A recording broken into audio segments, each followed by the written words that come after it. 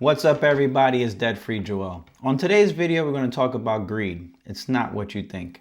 Stay tuned.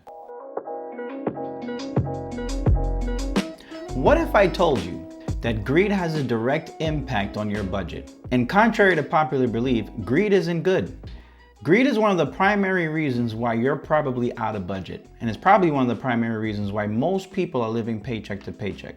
I know when you see what's happening on TV, when they say people are living paycheck to paycheck, they blame the economy, they blame the president, they blame everybody under the sun except themselves. But give me a second to at least explain to you why I think that greed has more to do with your budget than you think.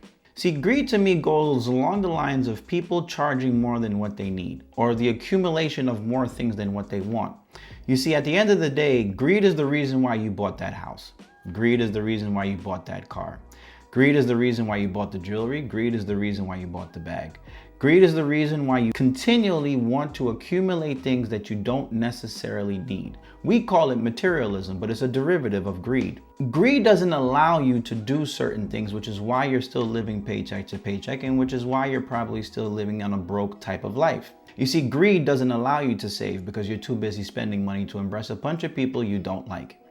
Greed doesn't allow you to invest because instead of preparing for tomorrow, you're just trying to impress a bunch of people for today.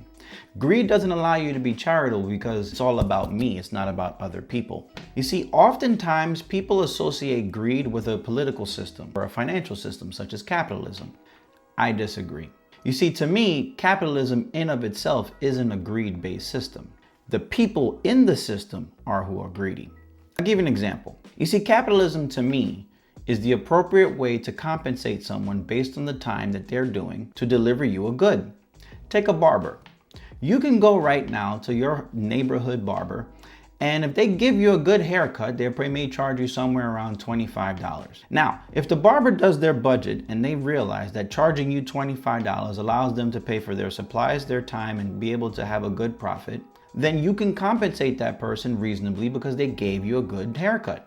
Greed is when they charge you $40. Who the hell needs a $40 haircut? Think about it for a second though.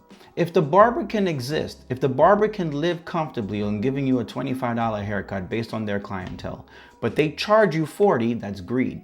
See, what they tell you is that that's the market price. They tell you that that's what everybody else is charging, so they have to charge the same.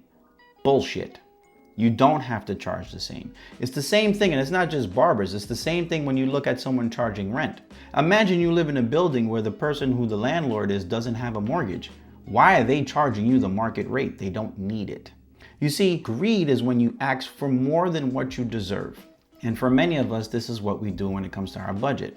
You see, you ask for that new car even though your budget tells you you don't need it. You ask for that new bag even though you're living paycheck to paycheck.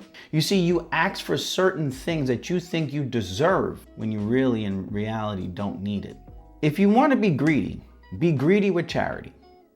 Give your money to charity. If you want to be greedy helping others. If you want to be greedy helping your local church. If you want to be greedy when you help other people get ahead. Too many of times when we look at our budget, all we think about is ourselves. We think about our money, our paycheck, our savings, our investments, but we don't help other people. You see, one of the reasons why I'm so big on promoting charity on this channel is because I know the benefits it is of you actually making your money and being wealthy. What if I told you if you were charitable, you'd probably accumulate more wealth than you ever had? Seriously, what if I told you if you were actually charitable, you would accumulate more money than you ever had? And here's the reason. When you depart with part of your money to help other people, you concentrate on a large portion that's left over for yourself. See, most people don't focus on their savings. They don't focus on their investments. They don't focus on their budget. But every one of the line items on their budget benefit them in one way or another. Even when they have to pay the bills. If they don't pay the electric bill, lights out. But when a part of your money goes to helping other people, then you know that the rest of the money left over, you really got to pay attention to and make sure you're diligent about it. So be greedy helping other people. Be greedy putting your time and effort into other people. Don't be greedy just looking to accumulate things because those things are keeping you broke. Thanks for watching the video. If you like these type of videos, cool, click the like and subscribe button. Feel free to follow me on Instagram and X. It's at the same handle, at DebtFreeJoel. We put a ton of information out there about saving, investing, and most importantly about being charitable. Be charitable. Until next time, just remember, you got food at home.